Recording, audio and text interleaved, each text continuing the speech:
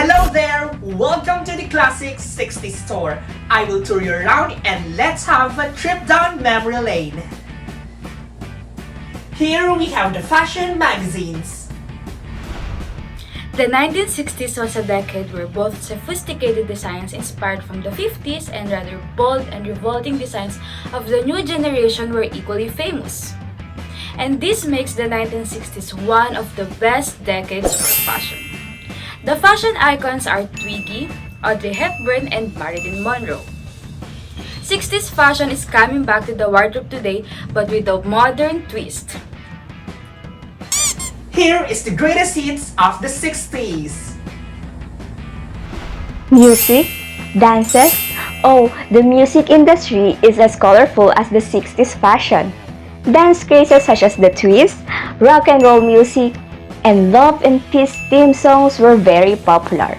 Elvis Presley, Frank Sinatra, and the Beatles were very famous artists, while here in the Philippines, the cute songs were sung by Vilma Santos and Nora Honor. Music plays a vital role in this generation to come together and fight for their rights. On the shelf, we have the business of the 60s. For instance, there are real enterprises that only Filipinos could do with such great aspirations. They are turning war surplus jeeps into what we have known as jeepneys as a form of transportation to get wherever we wanted to go. However, despite the colorful generation of the baby boomers, there's still the dark side of it. But of course, rainbow in the end. Most of the time, debates are the frequent youth activities that they're doing those times. That is why foul words and derogatory terms are well restricted, and there's a presence of sensitivity in regards to their opponents. People, particularly children, are paying attention to equal rights and their privileges as citizens.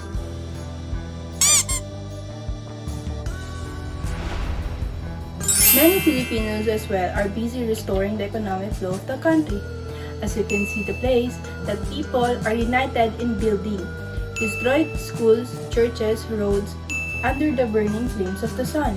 The Filipino mindset in 1960s are so dependent and bold as they turn their past into a reminder and put the future as their main concern to make way for a brand new country.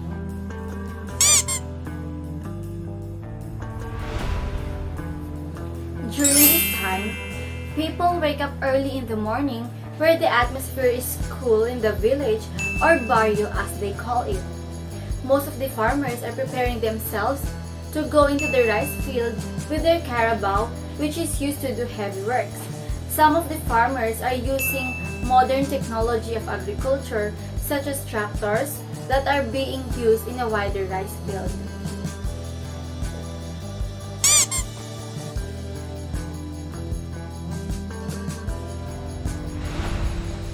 And finally, the 1960s society had improved treatment for persons with mental illness and disabilities, increased with knowledge in health and diseases, human rights recognition, anti-familial abuse measures, and anti-discrimination laws, among other things which we think we're gaining until now.